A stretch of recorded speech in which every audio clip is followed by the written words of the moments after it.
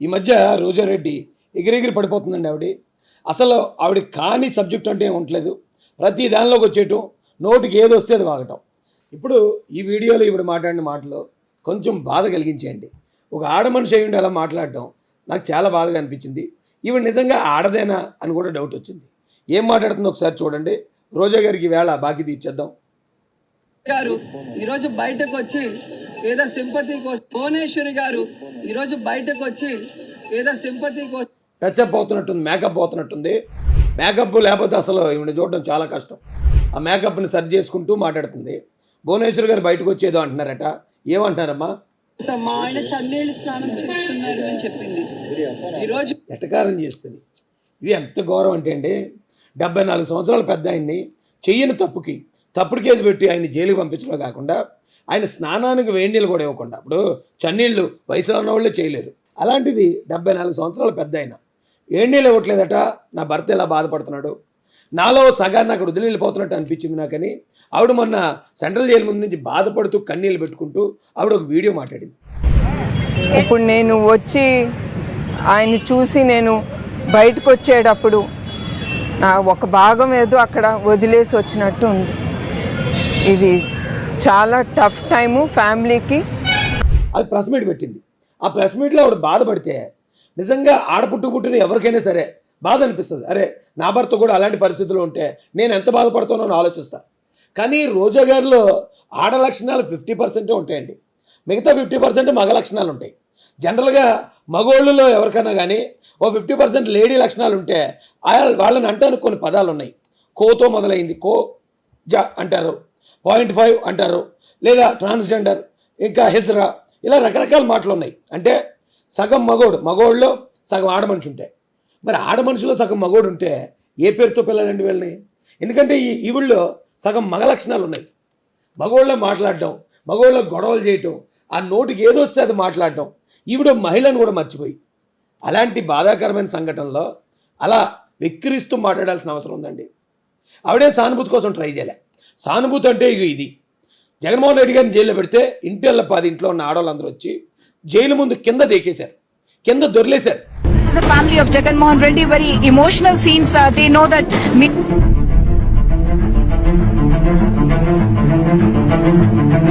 అంటే సానుభూతి ట్రై చేసేవాళ్ళు అలా ఉంటారు. కానీ భువనేశ్వర్ గారు ఎక్కడ అలా కింద దొరిలేదు, కింద దేకేసేయలేదు, కింద దొర్లు ఏడ్చేయలేదు. ఆవిడ చాలా ఉందాగా బాధపడుతూ ప్రెస్ మీట్ పెట్టింది. దానికే ఈ రోజా గారు వచ్చి ఇంత దారుణంగా ఇంత నీచంగా మాట్లాడుతున్నారు. అమ్మా రోజా, ఒకసారి మనం ఎవరి గురించైనా మాట్లాడేటప్పుడు, ఎవరినైనా విమర్శించేటప్పుడు మన స్థాయి ఏంటో కూడా మనం తెలుసుకోవాలి. అసలు నీ స్థాయి సరిపోద్దా భువనేశ్వర్ గారి గురించి మాట్లాడడానికి?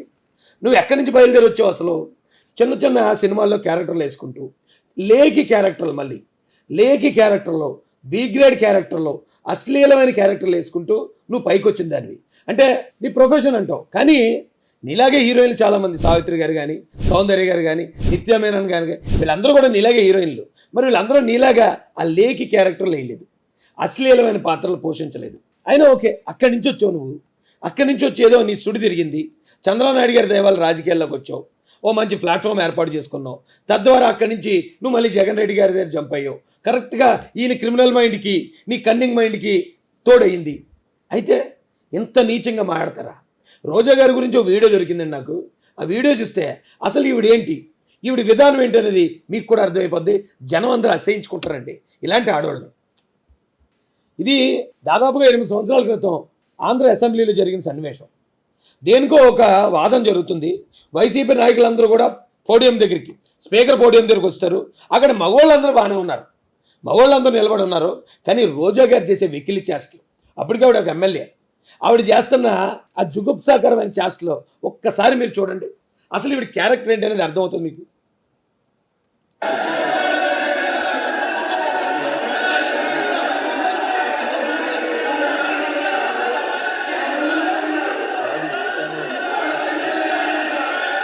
నా కాలు గోటు కూడా సరిపోవంటుంది. ఎవరన్నా అక్కడ మరి పెద్దలు అందరూ కూర్చుని ఉన్నారు, తెలుగుదేశం నాయకులు. ఈవిడ కాలి గోరికి సరిపోరంటే ఎదుటోళ్ళు. ఏం సాధించావు నువ్వు? ఏం బ్రతుకు గొప్పగా బతికొచ్చావు నువ్వు? ఏ ప్రొఫెషన్, ఏ సైంటిస్టు నువ్వు? భారతదేశం కోసం ఏం చేసి వచ్చావు? సినిమాల్లో నటించే కదా వచ్చావు. అశ్లీలంగా డ్యాన్సులు వేసే కదా వచ్చావు, నీ కాలిగోటికి సరిపోవటం ఏంటి? ఒకసారి చూడండి, ఆవిడే అలా రెచ్చగొట్టి ఆ గొడవను ఎంత పెద్దది చేసిందో ఆ రోజున అసెంబ్లీలో.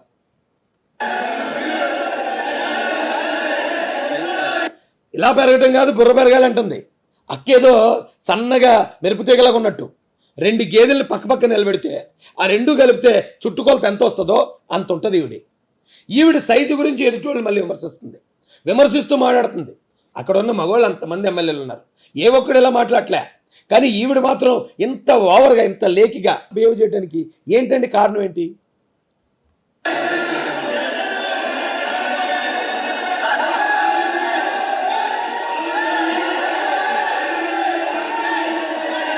ఏంటి ఆ చేష్టలకు అర్థం ఏంటి ఒకసారి ఆలోచించండి. ఇలాంటి లేకి మనుషులు, ఇలాంటి దిగజారుడు మనుషులు ఈ రోజున మనకి ఎమ్మెల్యేలు, మంత్రులు. మరి ఇలాంటి వాళ్ళకి కష్టంలో ఉన్న మహిళ ఆ కష్టం ఎలా తెలుస్తుంది?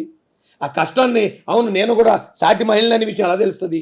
అమ్మ రోజా, మీ ఆయనకిలాగా చెక్కులు ఇచ్చి డబ్బులు ఇవ్వకుండా ఎగదొప్పటం వల్ల చెక్ బౌన్స్ కేసులో ఆయన జైలుకి వెళ్ళలేదు చంద్రబాబు నాయుడు గారు. ఒక తప్పుడు కేసు ఫ్రేమ్ చేసి ఆయన ఉంటే 2024లో గెలవననే భయంతో ఈ జగన్మోహన్ రెడ్డి అనే వ్యక్తి తప్పుడు కేసుతో జైలుకి పంపించాడు. ఆ చంద్రబాబు నాయుడు గారు జైలుకి వెళ్ళడానికి, నీ భర్త జైలుకి వెళ్ళడానికి చాలా తేడా ఉంది.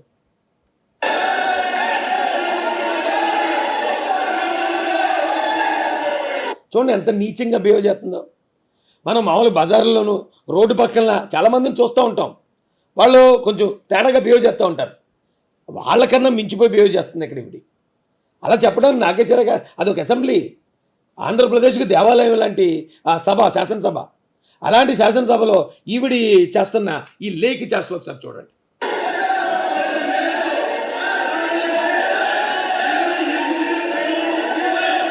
వీళ్ళందరూ బాగానే ఉన్నారు, ఈ పక్కన 2 మహిళలు ఉన్నారు, ఈవిడ గిడ్డి యశ్వర్ గారు అనుకుంటా. ఆ మహిళలందరూ ఎంత హుందాగా ఉన్నారు, ఇగో పుష్ప శ్రీవాణి గారు ఉన్నారు ఇక్కడే.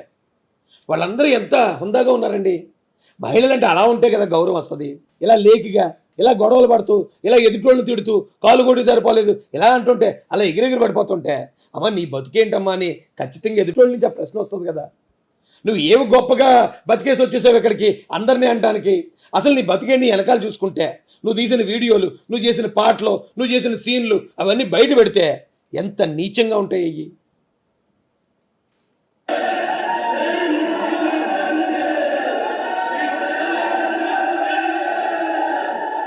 ఏంటి అలాగ అక్కడ కింద అలా చేయబెట్టుకుని అలా అంటంలో ఏంటంటే దాని అర్థం ఏంటి?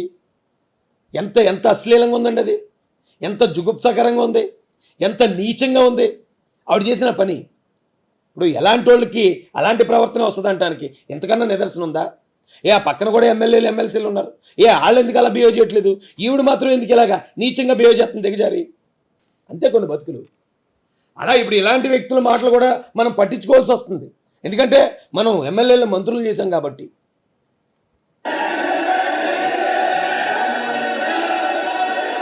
చూడండి ఎలా ఎలా ఆ తిట్లు చూడండి. లేకి మనిషి, ఈ లేకి మనిషిని తీసుకెళ్ళి జగన్మోహన్ రెడ్డి ఏకంగా మంత్రి పదవి ఇచ్చాడు ఈవిడికి.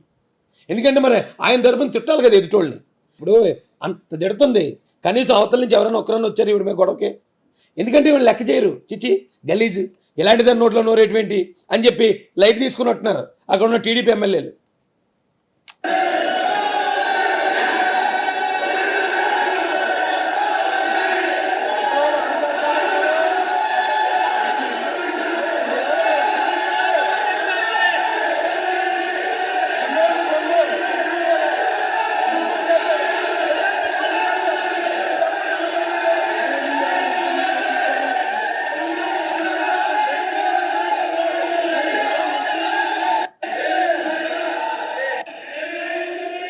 అలాగే రాజేశ్వరి గొడవ.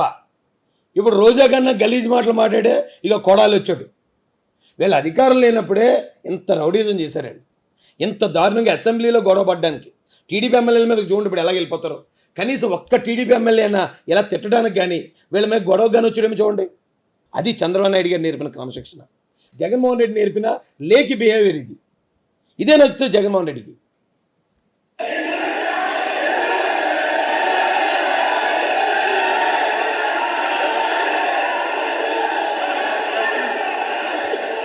వీళ్ళు ఇంత దారుణంగా తిడుతున్నా అంత దారుణంగా అవమానకరంగా మాట్లాడుతున్నా కనీసం ఒక్కరి మీద కేసు పెట్టి జైలు పెట్టించారండి?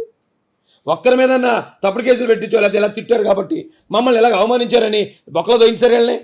అది చంద్రబాబు నాయుడు గారి గొప్పతనం. ఏం తిట్టినా పడతారు, ఎవరు ఏ మాటలు మాట్లాడినా ఎన్ని అవమానించినా ఆయన సహిస్తాడు. ఎందుకంటే రాష్ట్ర ప్రజల కోసం. అందుకే ఆ మంచితనమే వీళ్ళకి లోకు అయిపోయిందండి.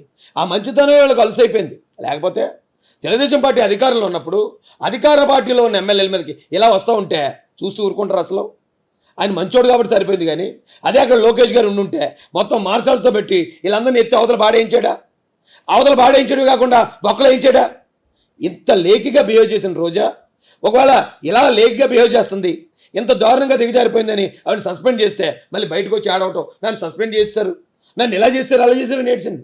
కానీ మరి ఈవిడ ప్రవర్తించిన ప్రవర్తన ఏంటి? హుందాగా ఉందా? ఈ రాష్ట్రంలో ఉన్న మహిళలను అడుగుతున్నాను నేను, మీరైతే అలా బిహేవ్ చేస్తారా? ఇక పక్కన చుట్టుపక్కల ఇంకా మహిళా ఎమ్మెల్యేలు ఉన్నారు వైసీపీకి చెందిన వాళ్ళే, వాళ్ళు అలా బిహేవ్ చేశారా? ఏంటండి ఇంత ఘోరంగానే?